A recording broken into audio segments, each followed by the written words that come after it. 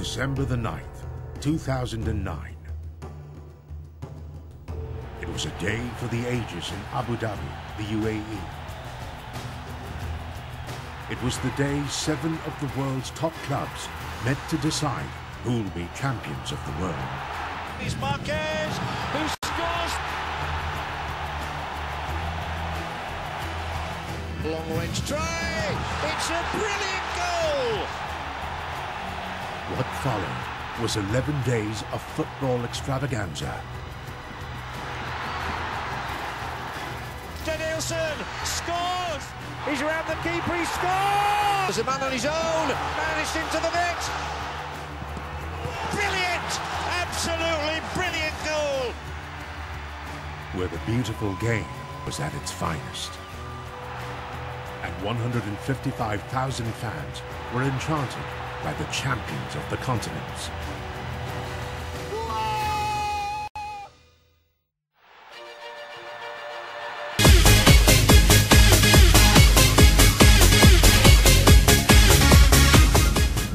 Vous l'avez très certainement compris et vous l'avez d'ailleurs vu, nous sommes au Royal Méridien, c'est le quartier général de tout-puissant Mazembe Anglebert, l'équipe la première en dehors de l'Amérique latine ainsi que de l'Europe qui va disputer une finale de la Coupe du Monde des clubs. C'est le tout-puissant Mazembe Anglebert du Congo, Kinshasa. Mesdames et messieurs, à vous, nous allons vous dire merci de nous suivre jusqu'aux Émirats Arabes Unis, là que nous allons ensemble découvrir le lendemain de cette qualification de tout-puissant Mazembe Anglebert pour la finale. Des confrères accrédités pour l'événement, les confrères bien sûr du Congo-Kinshasa, quelques-uns seront avec nous sur ce plateau. Question de vous présenter de quelle façon Mazembe a vécu son match de demi-finale. C'était la première fois, mais également cette qualification pour la finale.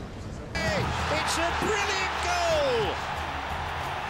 Le quartier général de tout-puissant Mazembe Anglebert qui intéresse bien des communautés, vous pouvez le voir, la communauté italienne, quoique en minorité, est sur place. Question de peut-être étudier les stratégies, comment arrêter le tout-puissant Mazembe Anglebert, mais l'Inter Milan qui normalement devra défendre cette place en finale contre le tout-puissant Mazembe Anglebert. Cela doit passer par son match de demi-finale qui va se jouer dans quelques heures.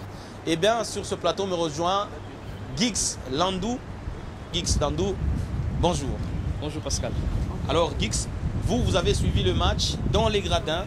Vous vous êtes organisé pour être aux côtés des 100%. Une toute petite communauté congolaise par rapport aux Brésiliens qui étaient massifs. Comment ça s'est passé? Bon, au début, on avait un peu peur parce qu'on a remarqué au niveau du stade, il y avait plein de rouges et bon, pas une fine partie, mais quand même des Congolais noyés au sein de rouges brésiliens. Mais les 100% ont beaucoup tonné et ils ont pu emballer les matchs. Du début jusqu'à la fin du match, il n'y avait que les 100% qu'on attendait.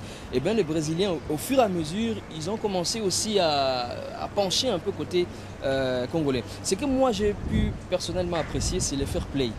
À la fin du match, tous les Brésiliens se sont accordés que Mazembe était la meilleure équipe. C'est surtout ce que moi j'ai retenu. Et la part de 100%, en tout cas, une très bonne note. Bien, merci à vous Gix Landou.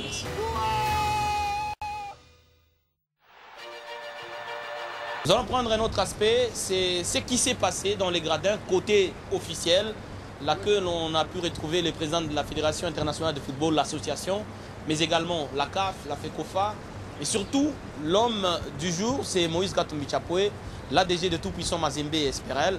C'était là que se trouvait notre confrère qui va nous rejoindre sur ce plateau, MacArthur Kikuni Kiabamba Kibolele Kunganda, bonjour.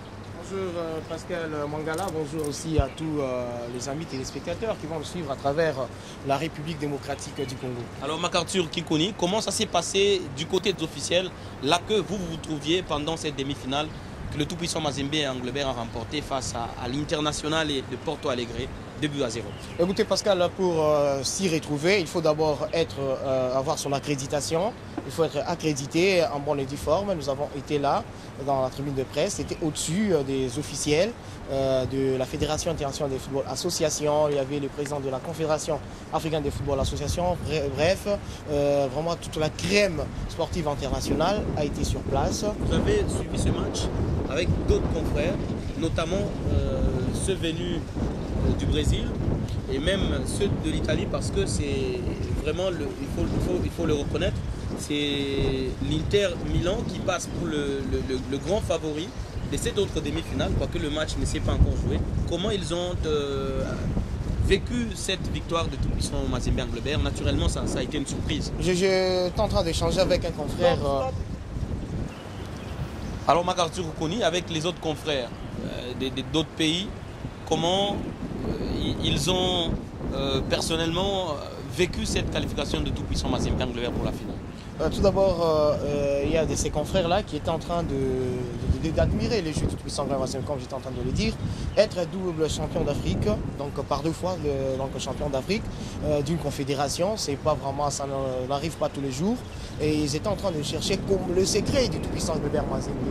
Quel est son secret? Quel est le secret de l'entraîneur de cette équipe? Même si au début, la partie semble être difficile pour Mazembe, mais je pense qu'avec les autres confrères, ils ont eu à découvrir le style du tout-puissant de Mazembe, surtout avec les Italiens, notamment M. Francesco Vecchi, certains confrères avec qui nous étions en train de s'échanger. Pour eux, ils cherchaient beaucoup plus à voir l'équipe de Mazembe en finale, parce qu'ils se sont dit, en tout cas, éliminer une équipe comme celle de Pachuca, c'est une grande formation sur le plan international. Alors ils se disaient que Mazembe partait aussi favori pour cette rencontre, la rencontre contre la formation internationale du Brésil. Naturellement, les uns étaient surpris et d'autres non. Merci à vous, MacArthur Kouni. Merci Pascal. À tout à l'heure. It was 11 days of football extravaganza. Danielson scores! He's around the keeper, he scores! There's a man on his own, managed into the net. Brilliant! Absolutely brilliant goal! Ça, c'est vraiment un son qui nous vient d'une mosquée pas très loin d'ici. Comprenez que c'est à l'heure vraiment de la prière. Nous sommes dans un pays à majorité islamique. Alors on va faire avec et nous allons recevoir quelqu'un d'autre sur ce plateau. C'est Patrick Kaïssa Katebe, un confrère du Congo-Kinshasa, lui également accrédité pour cet événement, la Coupe du Monde des clubs de la FIFA. Patrick Kaïssa, bonjour. Bonjour Pascal et bonjour à tous les téléspectateurs de partout en RDC. Alors vous avez été partout, même dans la zone mixte, mais je vais plus vous emmener dans les vestiaires. Comment ça s'est fêté, comment ça s'est célébré cette qualification de Mazembe pour la finale? Ben écoutez, le tout-puissant Mazembe Anglebert est un club très croyant, je dirais même très chrétien, parce que juste après le match, quand l'équipe s'est dirigée dans les vestiaires, il y a eu certes des célébrations de joie, mais avant toute chose, le président Moïse Katumbi a demandé à ce qu'on rende grâce à Dieu. Et donc les joueurs, les membres du comité, les staffs techniques et tous ceux qui étaient habilités à avoir accès aux vestiaires ont remercié l'éternel Dieu pour la victoire obtenue par le tout-puissant Mazembe Anglebert. Et puis on a eu droit à l'ambiance habituelle, des accolades entre joueurs et évidemment des félicitations mutuelles entre membres du comité, membres du staff et joueurs.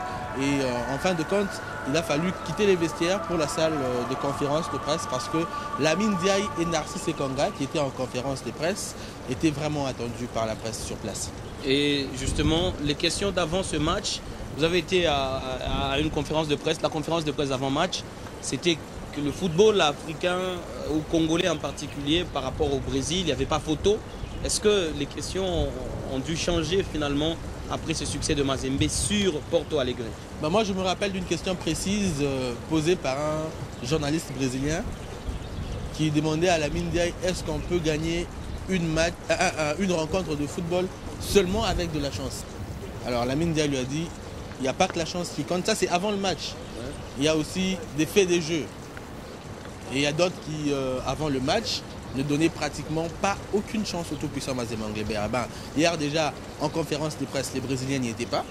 Donc les journalistes brésiliens ils étaient très peu en conférence de presse. Il y avait des journalistes accrédités. Et évidemment, le regard porté sur le tout-puissant Mazembe après le match d'hier par la presse sportive accréditée à cette compétition a un peu changé. On a demandé à Lamine Ndiaye comment il a fait pour arriver à bout de cette formation brésilienne. Et surtout, Narcisse Sekanga, ce qui m'a plu, c'est qu'il a dit en pleine conférence de presse que la victoire du tout-puissant Mazembe Anglebert est le fruit du travail et d'un travail de longue haleine. Et donc, il a évidemment fustigé le comportement des journalistes qui n'a donné aucune chance au tout-puissant Mazembe Anglebert avant de dire que le football africain est un football en nette progression. Il ne va pas falloir se leurrer ou se prendre la tête, mais il va falloir continuer à travailler. Bien, merci à vous, Patrick Aïssa. Merci, Pascal.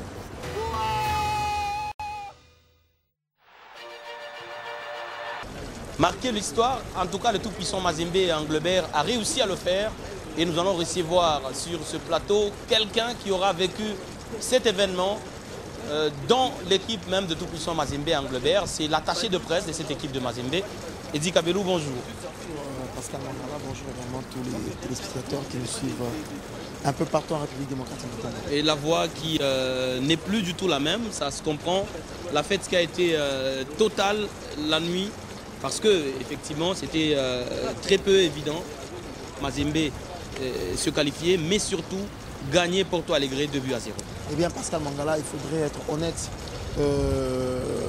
Je pense bien que 80% du monde entier ne pouvait donner les chances à Mazembe face à une équipe brésilienne.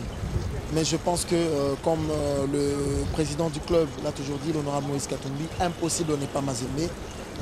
Il était l'un de ceux-là qui, depuis la qualification pour les demi-finales, ne cessait de booster le moral de ses poulains en leur disant que rien ne pouvait empêcher Mazembe d'arriver jusqu'au sacre. Et pour lui, il disait aux joueurs, ce n'est pas le mot Brésil qui doit vous impressionner, tout comme le coach Lamine Dia, et j'ai vu aussi le manager Frédéric Kittingué. Donc il y a eu tous les membres du staff qui ont boosté le moral des Corbeaux. Voilà que on en est où on en est à ce jour. Parce que vous pouvez imaginer la joie, même si on perd la voix, c'est la fierté de l'Afrique. Écoutez, c'est un premier club africain. Je ne sais pas si au niveau des nations, il y en a eu qui sont arrivés en une finale de d'une Coupe du Monde organisée par la FIFA, chez les messieurs. Peut-être chez les juniors, les cadets, tout ça, mais les clubs, Mazembe est le premier. Alors, vous êtes le directeur des communications de l'équipe de Mazembe. Comment ça se passe alors au niveau des médias? Mazembe, est-ce que les relations sont au bon fixe? Vous restez aussi accessible au reste des médias? En tout cas, on est accessible selon les normes de la FIFA. Donc la FIFA nous a donné un chronogramme qu'il faudrait respecter pour les médias. Donc en dehors de cela, nous ne savons pas aller au-delà. Mais nous saluons quand même toute la presse mondiale parce que ce matin, nous suivions Euronews, CNN, BBC.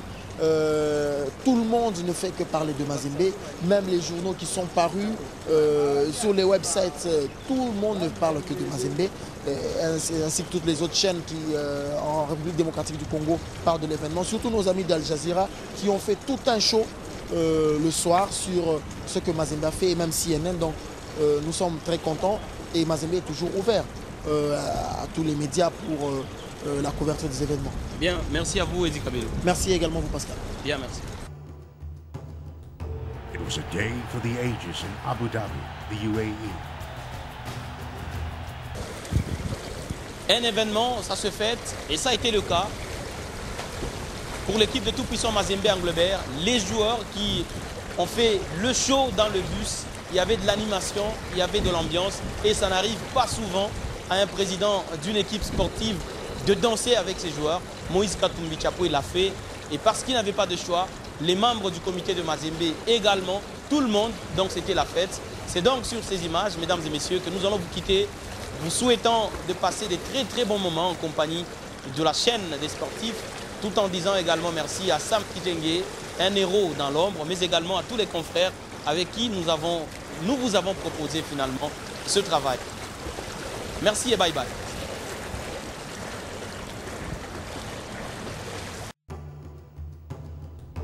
December the 9th, 2009. It was a day for the ages in Abu Dhabi, the UAE. It was the day 7 of the world's top clubs met to decide who'll be champions of the world. It's Marquez who scores. Long range try. It's a brilliant goal. What followed was 11 days of football extravaganza. Danielson scores! He's around the keeper, he scores! There's a man on his own, managed into the net. Brilliant! Absolutely brilliant goal! Where the beautiful game was at its finest. And 155,000 fans were enchanted by the champions of the continents.